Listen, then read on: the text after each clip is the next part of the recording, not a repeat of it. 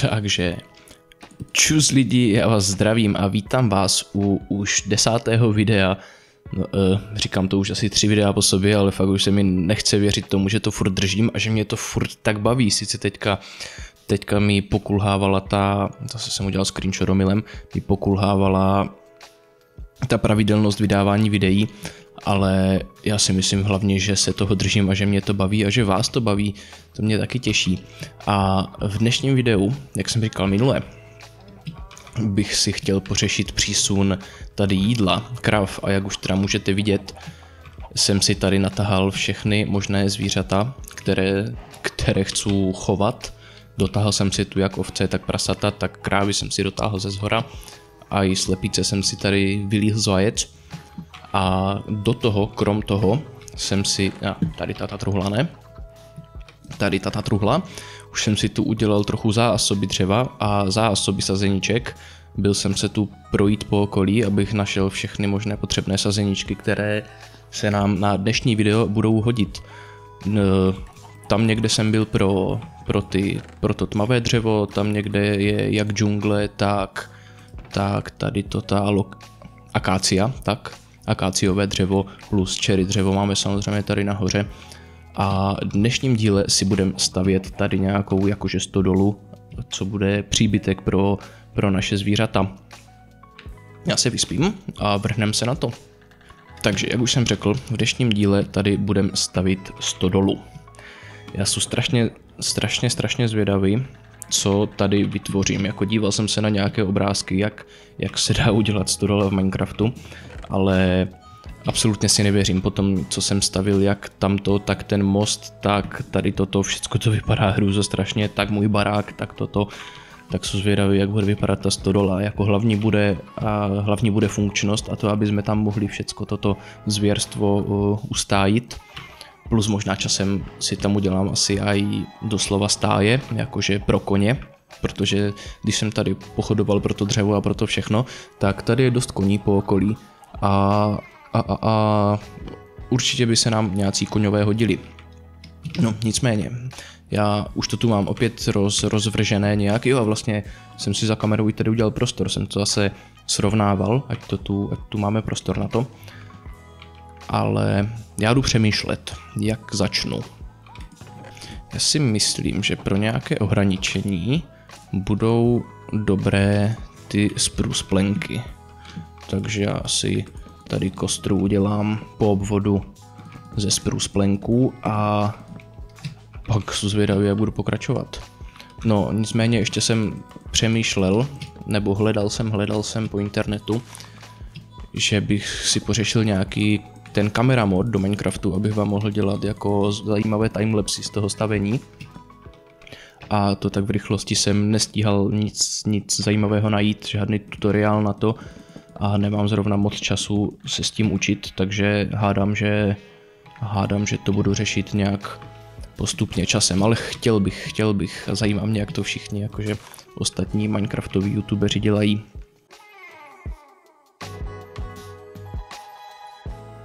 Tak a tady mi ty slepice trochu stojí v cestě, ale to asi vyřeším potom. No jako stodola to bude veliká. Tak, stala se mi tady trošku nehoda. Teď potřebuju nacpat ty slepice zpátky, protože tady jsem odkopl toto. Ne, no proto. A teď nevím, jak se s tím dostanu já. Tak a je to. A tady ten zbytek vyřeším potom. No nicméně, progres je takový. Já u toho stavění a přemýšlení mi mluvení ani trochu nejde. Tady jsem to protáhl jeden blok a v rohu to vždycky udělám jako takový pořádný trám ze 3 logů. Tady jsem nechal 2, tak aby mi to vycházelo, protože proto. Tady normálně bude po jednom, to tak. Tady v rohu zase 3 logy a to samé tady u toho vstupu jsem to posunul o 1 blok tam a tady bude 3 bloky plenků a 1 sloup a tady na druhé straně to sice vycházet nebude, ale jo, to ještě domyslím, jenom jsem vám dal krátký update a já jdu budovat dál. No, takže hraju si tu s designem a trpím. Mám tu pár variant. Jenom pro tady tuhle zadní zeď, protože tady na těch to zase nebude vycházet, protože tady je 4 bloky ta mezera a tady je 5. Takže tady na těch 5 nám vyjde takový vzor, který se mi v celku líbí. Teď mám dilema, jestli ho nechat takto. Toto ještě nemám rozestavěné. Nebo tu dát jeden fence doprostřed. Tady ob jeden dát fence, anebo mít tady dole fence. Když se na to dívám z dálky, tak mi asi nejlíp z toho vychází tady tato, kde je ten fence ob jeden. A nebo ještě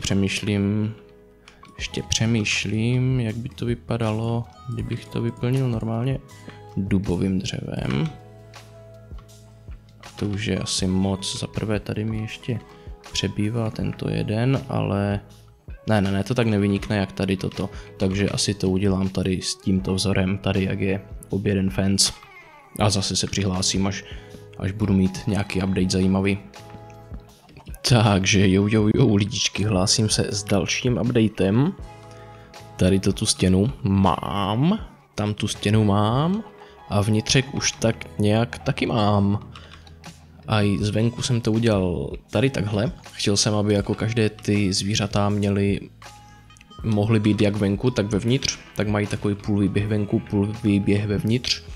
To jsem udělal takto, tím jsem dlouho laboroval, nakonec jsem skončil jenom u toho březového dřeva. Tady tato stěna je, zkrátil jsem ty políčka na 3, aby mi to vyšlo, protože já jsem tam nevymyslel žádný smysluplný vzor, který by se mi líbil, takže jsem to zkrátil na 3 a udělal jsem to tak. Tady, jak jsem říkal, všechny zvířata můžou být vevnitřku nebo venku, jak se jim zachce. Tady mám místa, kde budu mít nejspíš koně, to si ještě když tak přizpůsobím, jakože velikostně můžu třeba přepůlit a mít tam víc koní. A vrch udělám tady takto následovně, že tady bude normálně všude podlaha a tady to akorát oplotím a nechám tady takový shoz dolů, nebo prostě ať tam je díra, ať to je také vzdušnější. Oplotím to a pak už bude prakticky chybět jenom střecha, s kterou si myslím taky budu bojovat, ale já si věřím, po tom, co už jsem tady dneska zvládl a jsem celkem spokojený, jak se mi to povedlo i nakombinovat, udělat. Fakt to není vůbec hrůza, čekal jsem to mnohem horší, že to bude zatím pohoda. No, já jdu laborovat dál a zase ozvu, až budu mít nějaký zajímavý update, takže zatím lidi, takže mám tu další update a už máme skoro hotovo, bych řekl, nebo jakože už to je použitelné, obyvatelné pro zvířata, pro všechno. Střecha dodělaná, tam jsem to tak nějak dodělal. Sice nejsem úplně spokojený s tím tvarem, jako s tím profilem té střechy, ale do toho už asi rýpat nebudu, když už to mám postavené. Nicméně každopádně je to hotové. Udělal jsem podlahu, kde jsem tady odhraničil jsem to všechno jungle dřevem. Tady toto je normální dubové dřevo a tady toto je to tmavé dřevo uprostřed. Tu mám takovou čáru, tu je trochu hromádka obilí pro koně, kteří tady snad někdy v budoucnu přibydou. Až budu mít více obilí, tak to ještě trochu zvětším tu hromadu, ale tam ty farmy, co jsme stavili, tak moc obilí neprodukují, jakože brambor a mrkve produkují fakt jako kotel, to jako hromadu, ale toho obilí to je nic moc. Už jsem si tu i nanosil nějakou mrkev, no toho obilí troška, nějaké semínka na slepice a možná i nějaké brambory jsem tu měl někde, ne, tu mám akorát trochu vajíček, co už jsem tu pozbíral. A navěšel jsem tady lanterny, což jsou taky pěkné, ale tady mě trochu štve, že mi to nevychází úplně přesně na střed. To jsem trochu jako nevyřešil, to jsem hodně nevyřešil. Kdybych to tady... No to je teďka jedno. Ještě nahoře vám to ukážu. Nahoře to vypadá následovně. Tady zatím není nic. Přemýšlím, že bych tady vrazil nějakou mašinku na vyrábění bone mealu, ale zase si říkám, jestli by to nebylo nepraktické, to mít až tady, nemít v baráku, i když zase přebytky semínek a všech těchto věcí, ze kterých se dá dělat bone meal, nebudu mít zase tak často, abych to potřeboval mít po ruce, takže uvidím. Máme tady krásný výhled na vesnici. a ukážu vám to ještě zvenku, jak to vypadá. Takže tady mám nějak takto. Toto se mi, nebo jak to říct, z toho úhlu se mi to jako líbí, nebo celkově jsem s tou stavbou spokojený, se až divím, co jsem byl schopný jako vyplodit. Sice jako trošičku jsem se inspiroval na internetu, ale to bylo fakt, že jenom inspirace lehká a zbytek už jsem jel úplně podle sebe. Tak a i tady ze zhora z dálky to nevypadá jako vůbec od věci. Fakt se mi to líbí, fakt se mi to povedlo, si myslím. Akorát ten náš domek proti tomu vypadá jak úplně miniaturní špeluňka. Takže s tím domkem do budoucna něco možná udělám. Ale to je fakt až v budoucnu. Ještě jsem přemýšlel, jestli tady dělat nějaké vrata. Jakože oni by tu asi šli udělat, akorát mě štve, že tady to je 5 bloků široké. A nevím, jak bych to udělal. Kdyby to bylo 6, že jo, tak dám jedno křídlo 3 bloky, druhé křídlo 3 bloky. Ale nevím, jak, že o půl blok neudělám. Tak mám takové přemýšlení. Možná to vyzkouším za kamerou a když to bude pěkné, tak vám to ukážu.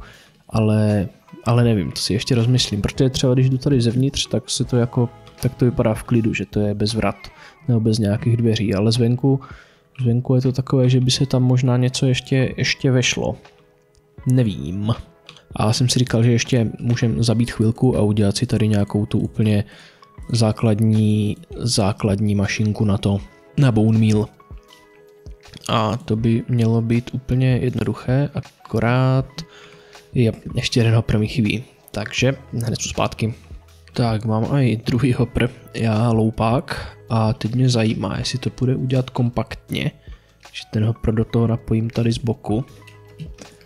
Ale tož, tak ne, tak. A jestli to bude fungovat, to mě fakt zajímá. Vzal jsem tady nějaké věci.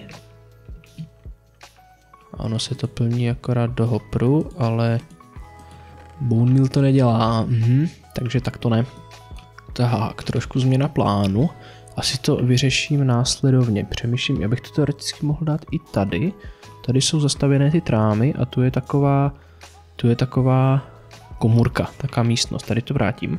Sice jako nám tady trochu budou chybět trámy, ale to snad nikoho štvát nebude.